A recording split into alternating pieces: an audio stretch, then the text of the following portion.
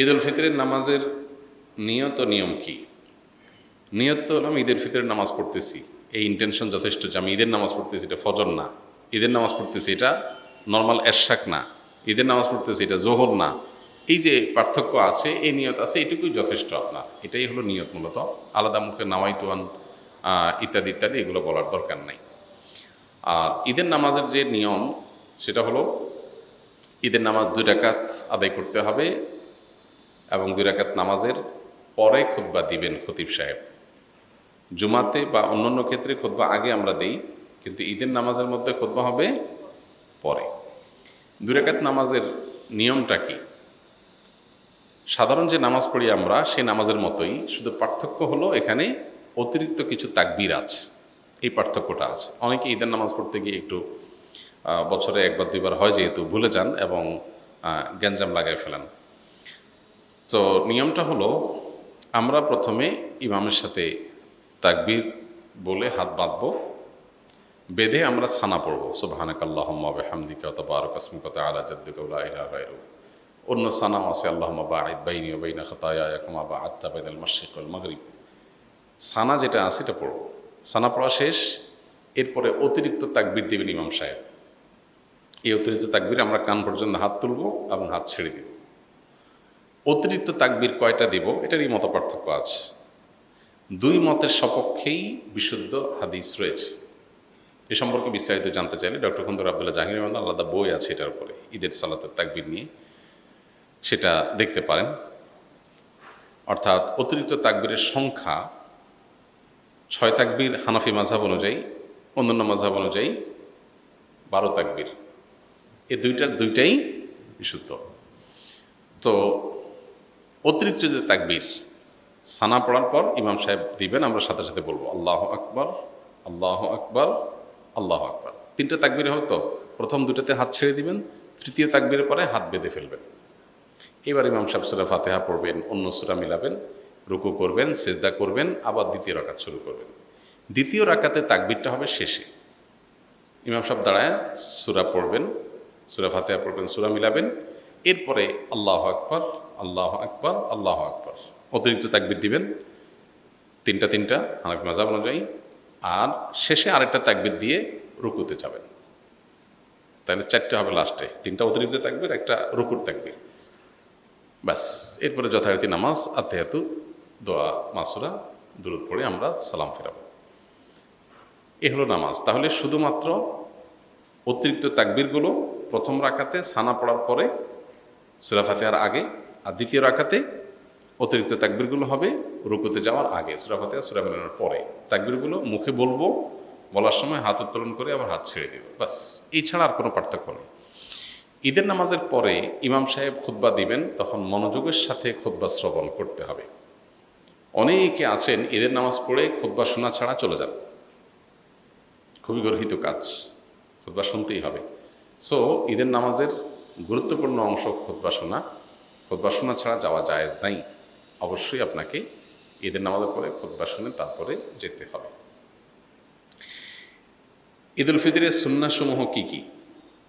ঈদ উল ফিতরের সুন্নাহসমূহের মধ্য থেকে সব কিছুর আগে যে সুন্নার নাম চলে আসে সেটা হলো তাকবীর পাঠ করা, আল্লাহু আকবার, আল্লাহু আকবার, লা ইলাহা ইল্লাল্লাহু, আল্লাহু আকবার, আল্লাহু আকবার, ওয়ালিল্লাহিল হামদ। এই তাকবীরটার পাঠ শুরু হবে কখন? ঈদের চাঁদ দেখা যাওয়ার পর। ঈদের চাঁদ দেখা যাওয়ার পর থেকে আপনি গুনগুনিয়ে আপনি এটা পড়তে থাকবেন যত বেশি সংখ্যক বার। বাসা বাড়িতে কাজ করছেন, পরিষ্কার পরিচ্ছন্ন করছেন, ঈদের প্রস্তুতি নিচ্ছেন, হেল্প করছেন একে অন্যকে, এর মধ্যেই আপনার মুখে তাকবীর চলবে। আপনি মাগরিবের নামাজের পরে এশা নামাজ পড়তে আসলেন, মাগরিব পড়তে আসলেন, তারপরে আবার বাসায় যাচ্ছেন, যেতে আসতে তাকবীর পড়বেন। মানে ঈদের চাঁদ দেখা যাওয়া থেকে নিয়ে তাকবীরটা পরিমাণে বাড়তে থাকবে, যে যত বেশি পারেন এই তাকবীরটা পড়তে থাকবেন। কতক্ষণ পর্যন্ত চলবে?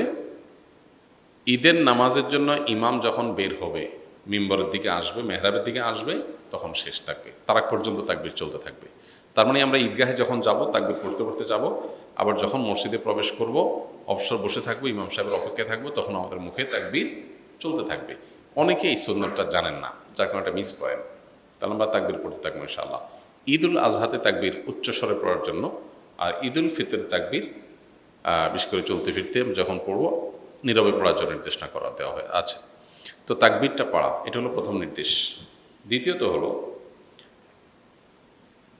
ভোরবেলায় অন্য দিনের চাইতে একটু আগে আগে ঘুম থেকে ওঠা। আমাদের উল্টা হয়, সারা রাত ঈদের শপিং কেনাকাটা পোলাপানের আড্ডাবাজি করে এসে অন্যান্য দিন ফজর নামাজ জামাতের সাথে পড়লেও ঈদের দিন মাস্ট মিস,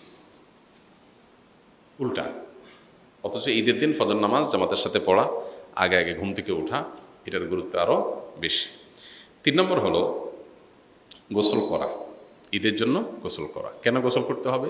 কারণ ঈদগাহে অনেক লোকের গ্যাদারিং হবে, আমি একটু ফ্রেশ শরীরে যাব, ঈদের আনন্দটা যেমন পূর্ণতা পাবে, আবার পরিবেশটা ভালো থাকবে।